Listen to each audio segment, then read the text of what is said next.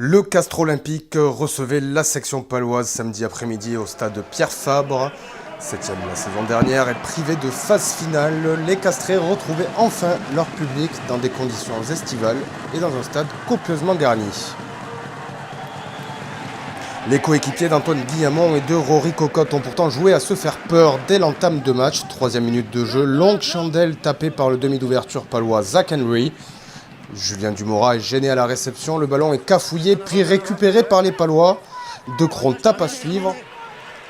Kumaba est à la course avec Geoffrey Palis pour inscrire peut-être le premier essai de la partie. Qui a été le plus rapide? Arbitrage vidéo demandé par M. Brousset. Avec l'image, le 14 a passé devant, attrape par le maillot, donc c'est du jeu déloyal, on ne peut pas accorder ces pénalités ici.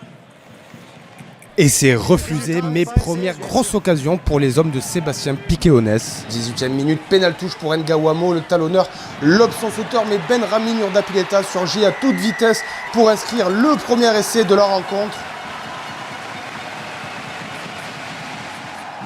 Le 3e ligne, Ardron est trop court, et puis Ben Rami Nurdapileta saisit le bon rebond favorable qui permet aux Castrés de passer devant. 7-3, puis 10-3 après une nouvelle pénalité d'Urdapileta, mais Pau n'est pas venu en victime. Zach Henry récompense enfin les efforts de son pack sur pénalité. 25 mètres légèrement sur la droite, ça passe entre les poteaux et la section s'accroche et revient à 4 longueurs.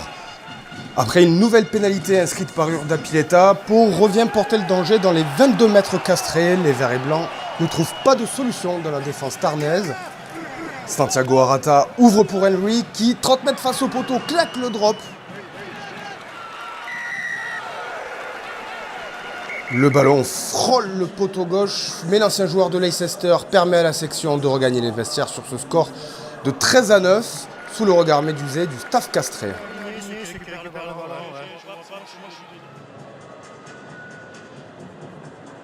En seconde période, la section paloise sent qu'il y a un coup à jouer. Les Béarnais envoient du jeu.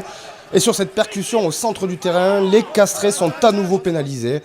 Henry, 40 mètres face au poteau, ajoute 3 points de plus dans l'escarcelle. Pau recolle 13-12 et les supporters commencent alors à y croire. 69e minute et grosse réaction du pack castré qui emporte tout sur son passage. La mêlée béarnaise est pénalisée. La mêlée béarnaise est mise sur le reculoir. Castres marque les esprits.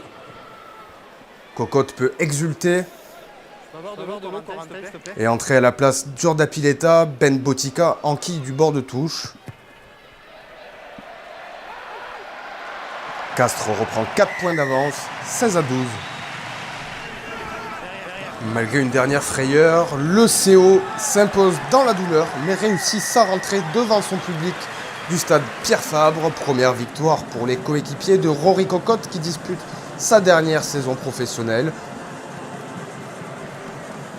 Le manager castré Pierre-Henri Brancan peut souffler avant un déplacement qui s'annonce chaud la semaine prochaine à Clermont.